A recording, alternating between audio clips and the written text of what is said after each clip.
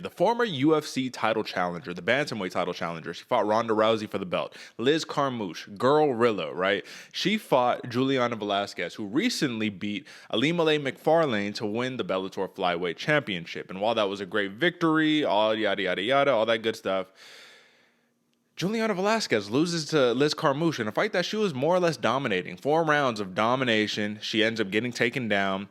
She gets her arm put in a bad position. She ends up in a crucifix against the cage. Little pitter-patter elbows were dropping down by Carmouche, but elbows nonetheless. And basically it came to the point of this. Elbows were dropping.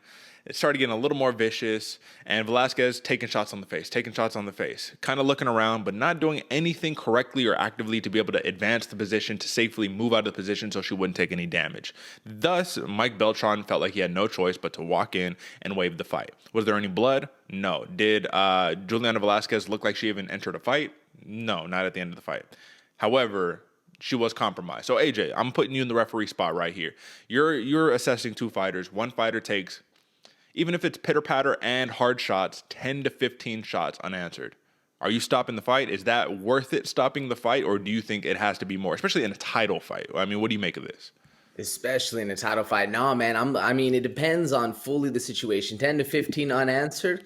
We've seen that happen. And as far as the damage, that's really what I'm more concerned about, man. Is she in a position where those keep raining down, those 15 to 20, and then she really starts getting some serious brain damage? Yeah, I'm stopping the fight. But I think on this one, on the pitter-patter, you kind of let him go. You look at the clock, see how it's going.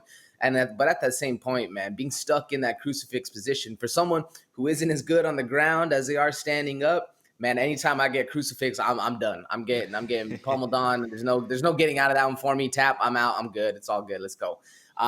Same thing, man. Was she in too deep on that crucifix? Any way of getting her out, or is she just looking around doing nothing? That's kind of where I see the reason for stoppage. Like, oh, you're not going to get out. You still got 2.5 minutes. We're going to keep letting this girl just rain elbows down your head for another 2 minutes. Yeah, stop the fight.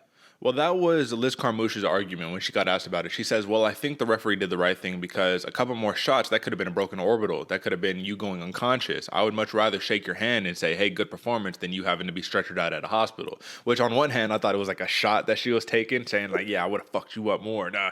But on the other hand, respect, right? So I just think it's a bad way to lose a championship. I do hope that there's going to be an immediate rematch. But then again, Liz Carmouche says, I hope that I don't have to rematch her because I get bored with rematches. But it's like, I don't know. You win by finish, but it was like an iffy finish. But I don't think it was iffy. I don't know. It was tough. Either way, Liz Carmouche is the new Bellator Flyweight champion of the world.